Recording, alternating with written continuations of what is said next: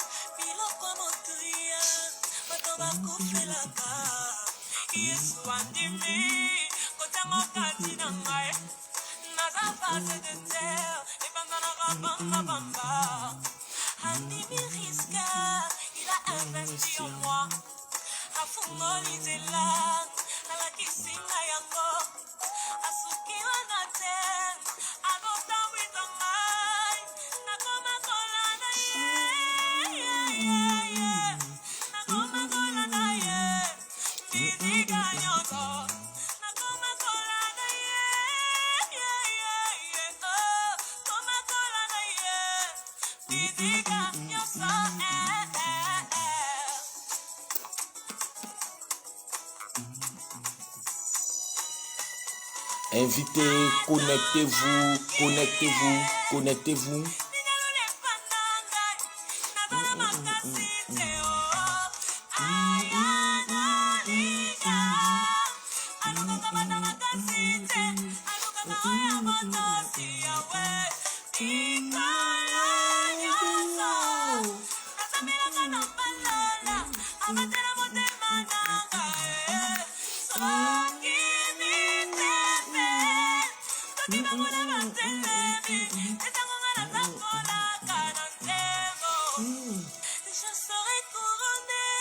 Le coq du matin a déjà chanté Cocorico, Cocorico.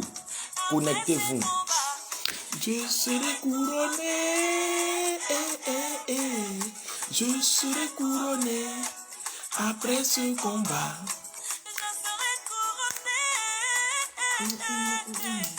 Je serai couronné après ce combat. Si tu es connecté, tu peux envoyer un commentaire, une salutation pour montrer que tu es vraiment heureux de participer à ces 30 minutes pour comprendre et préparer son éternité. Tu es sur cette terre, tu es en train de mener un combat et il te faut la couronne. Après ces combats,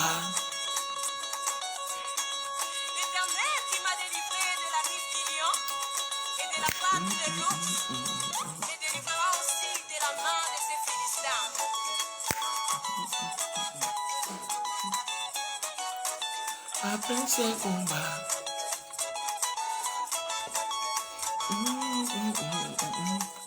invitez, invitez, connectez-vous.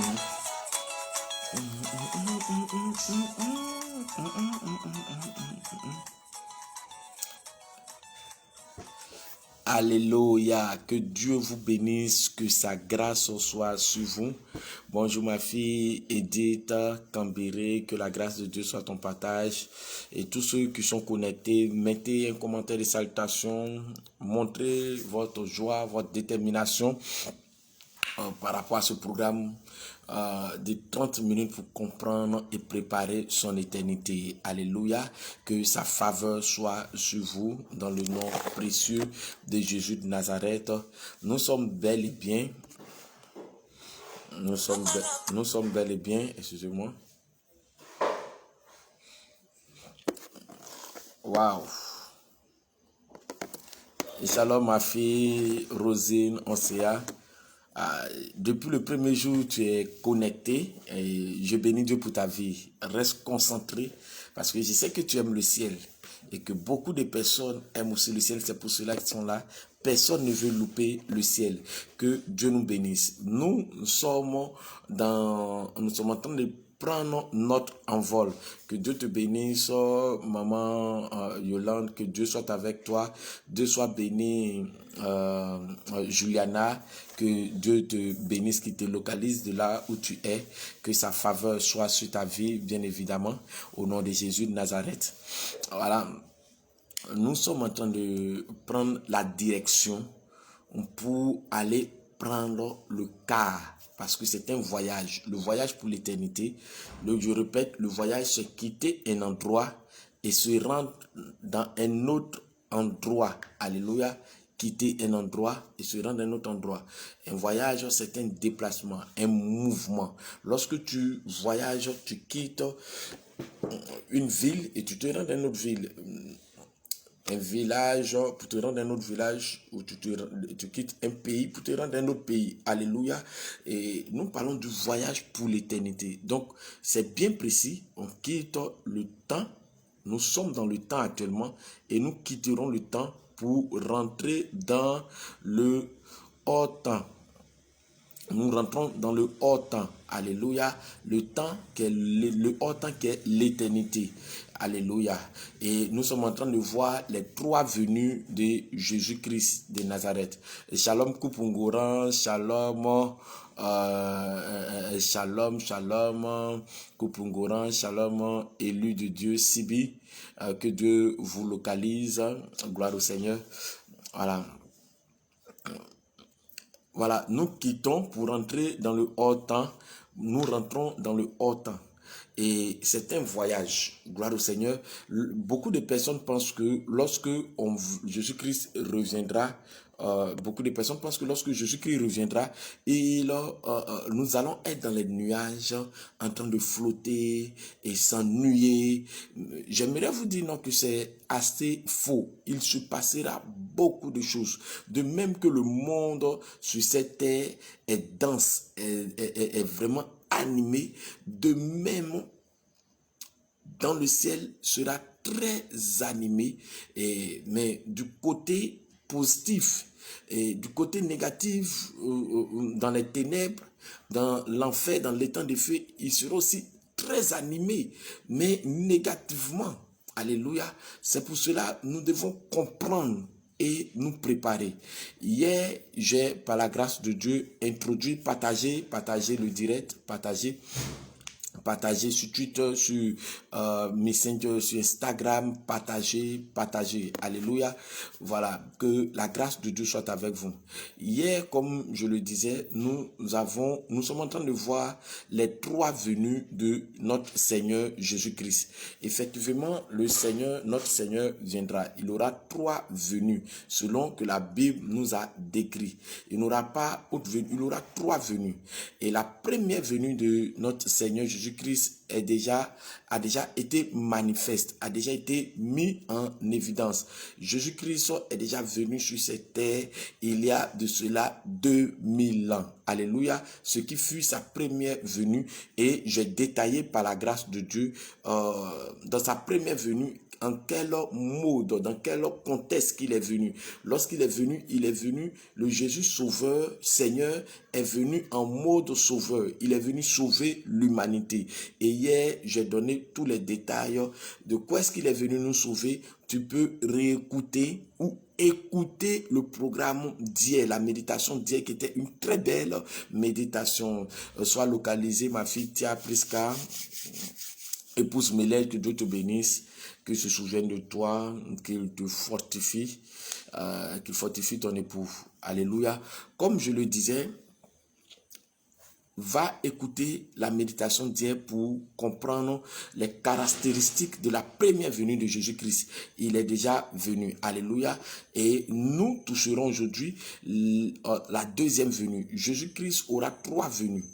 Nous sommes en train de parler du voyage. Alors, la deuxième venue de Jésus-Christ, qu'est-ce qui va caractériser la deuxième venue de Jésus-Christ? Alors, La deuxième venue de Jésus-Christ, selon la parole de Dieu, c'est que la première fois, il est venu sauver l'humanité. Sa première venue, il est venu sauver l'humanité du péché. Il est venu sauver l'humanité du péché. Il est venu détruire les œuvres du diable de notre vie. Jésus-Christ est aussi venu pour nous donner la vie éternelle. Jean 3, verset 16. Il est venu nous réconcilier avec Dieu. Il est venu se donner en rançon en versant son sang pour le salut de l'humanité. Et tous les versets hier ont été vraiment des versets bénis. Tout ce que nous allons voir est dans la Bible. Rien est inventé ou bien philosophié. Non, tout est dans la parole de Dieu. Et c'est un film que nous sommes en train de suivre. Alléluia. C'est pour ça qu'il faut avoir un grand rapprochement de la parole de Dieu. Sa deuxième venue sera différent de sa deuxième venue. Sa deuxième venue, la première venue, il est venu il y a de cela 2000 ans. Alléluia. Et sa deuxième venue est aussi bien évident, c'est celle que nous attendons en tant que chrétiens. Qu'est-ce qui va caractériser sa deuxième venue? Alléluia. Sachez que sa deuxième venue n'a pas encore été manifeste, mais nous gardons l'espérance qu'elle sera manifeste. Nous attendons cela, alléluia, en nous préparant. Jésus-Christ viendra pour la deuxième fois. Il viendra comme un voleur chercher son église. Il viendra, dans sa deuxième venue, il viendra comme un voleur chercher son église, ou son épouse qui serait préparé. Alléluia. Il viendra chercher son église. L'église, ce n'est pas les bâtiments. L'église, ce n'est pas le nom de la communauté. L'église, c'est toi et moi. Alléluia. La Bible dit, notre corps est le temple du Saint-Esprit. Ne savez-vous pas que votre corps est le temple du Saint-Esprit? Et c'est ce que la Bible nous enseigne. 1 Corinthiens 6, verset 19. Ne savez-vous pas que votre corps est le temple du Saint-Esprit? Donc, il viendra chercher son église que nous sommes. Ou, si ce n'est pas l'église, nous pouvons dire l'épouse du Seigneur que nous sommes. L'église est féminine. Jésus-Christ est l'époux et il viendra chercher son église. Alléluia. L'ensemble des personnes qui seraient préparées. Alléluia. Mais il ne viendra pas en les avertissant, il viendra comme un voleur. Gloire au Seigneur. C'est pour cela, pour sa deuxième venue, c'est un signal fort pour nous, en tant que chrétiens, de nous préparer, c'est-à-dire de vivre chaque jour de notre vie comme étant le jour où le Seigneur viendra nous chercher. Alléluia.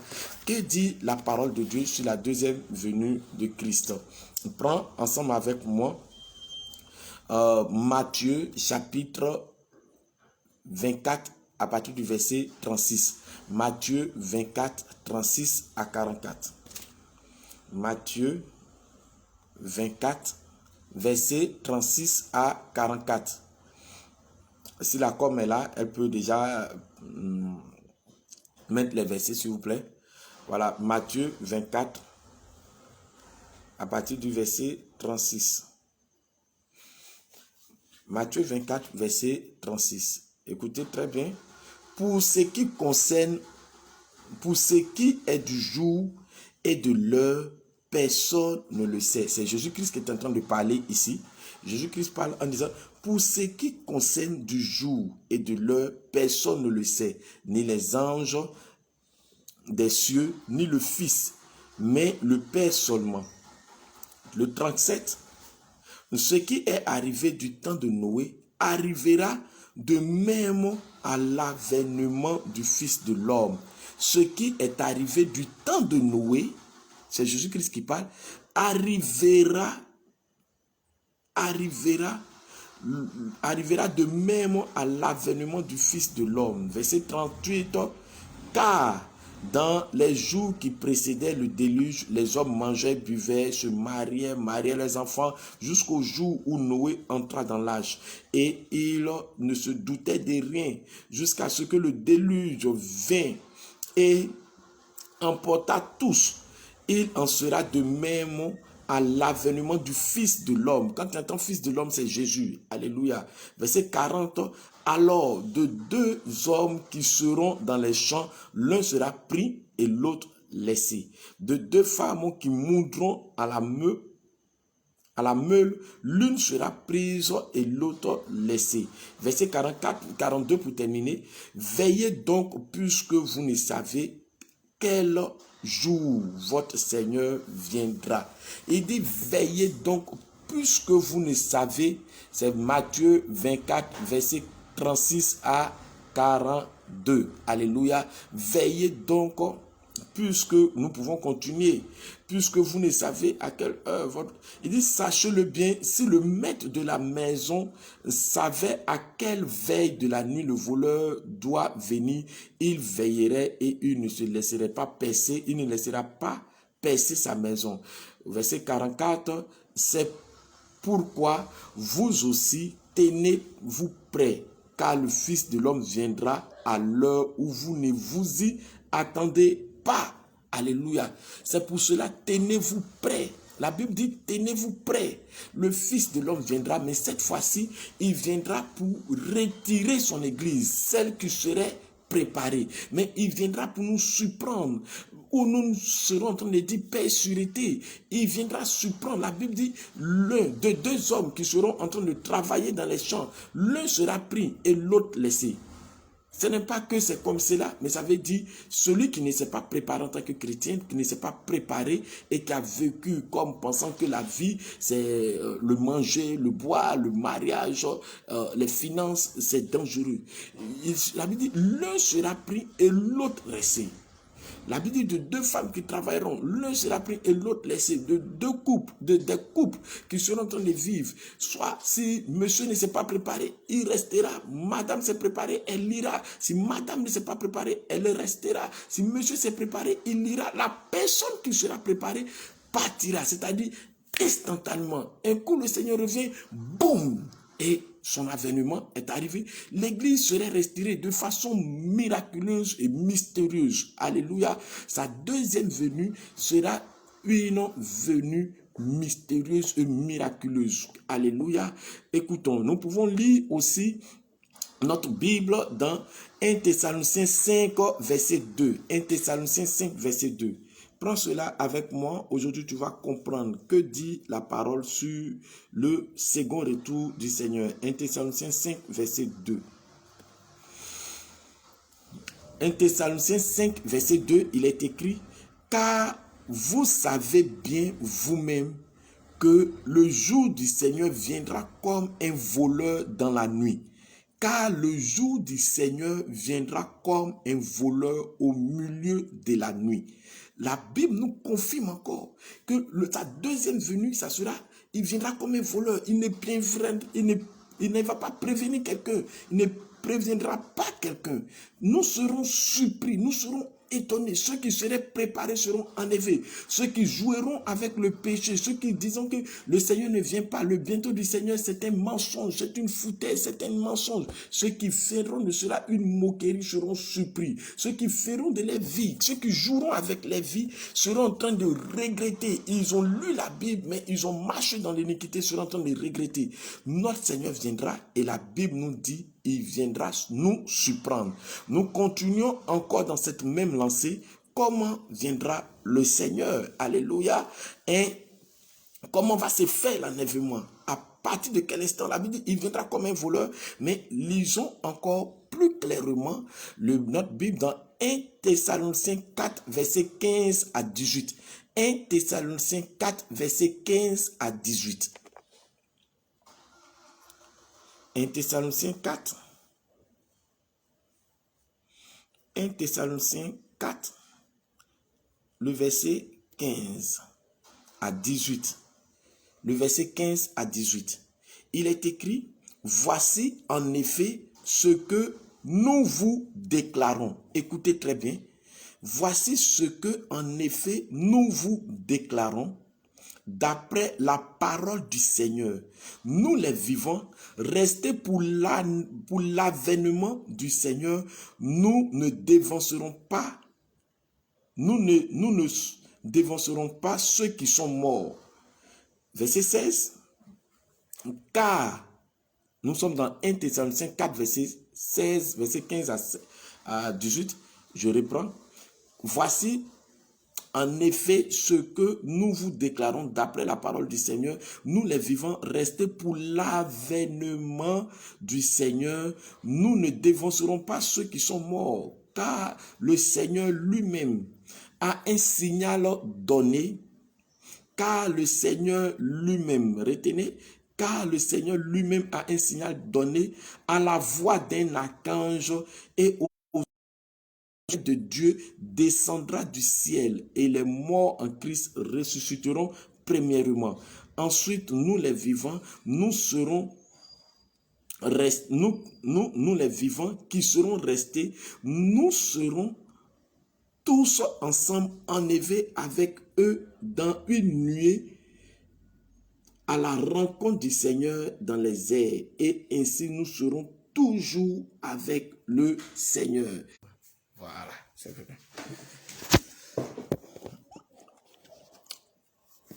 Alléluia. Nous serons, je reprends, voilà.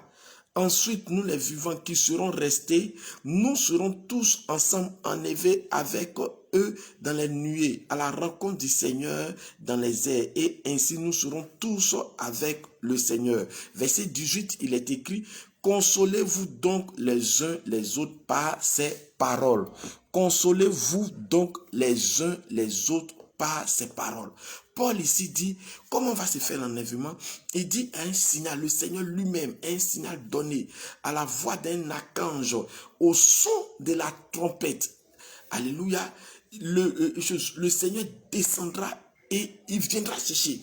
Et la Bible nous montre que il viendra nous prendre. Et comment ça va se faire?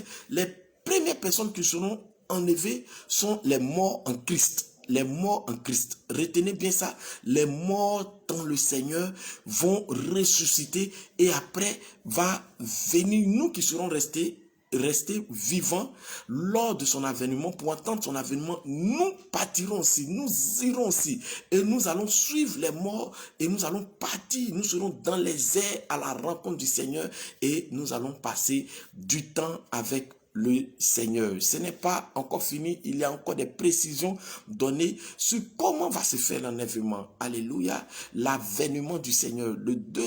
La deuxième venue du Seigneur, il ne viendra pas passer 33 ans sur la terre ou 33 ans où il a mené 30 ans d'anonymat et 3 ans de ministère pour sauver l'humanité. Il ne viendra pas le faire, il viendra chercher son église. Il ne va pas passer un jour sur la terre. Il viendra rapidement, instantanément chercher son église. Alléluia. Et nous avons cette précision dans 1 Corinthiens 15, verset 51 à 53. 1 Corinthiens 15, verset 51 à 53. Alléluia. Vous pouvez noter cela, là comme 1 Corinthiens 15, verset 51 à 53. Nous terminons. Prends ta Bible. 1 Corinthiens 15, verset 51 à 53. Alléluia. Voici ce que dit la parole du Seigneur sur la précision de comment va se faire l'enlèvement. La Bible dit, voici, je vous dis un mystère. Nous ne mourrons pas tous, mais tous nous serons changés. En un instant, en un clin d'œil, à la dernière trompette. La trompette sonnera et les morts ressusciteront incorruptibles. Et nous serons changés.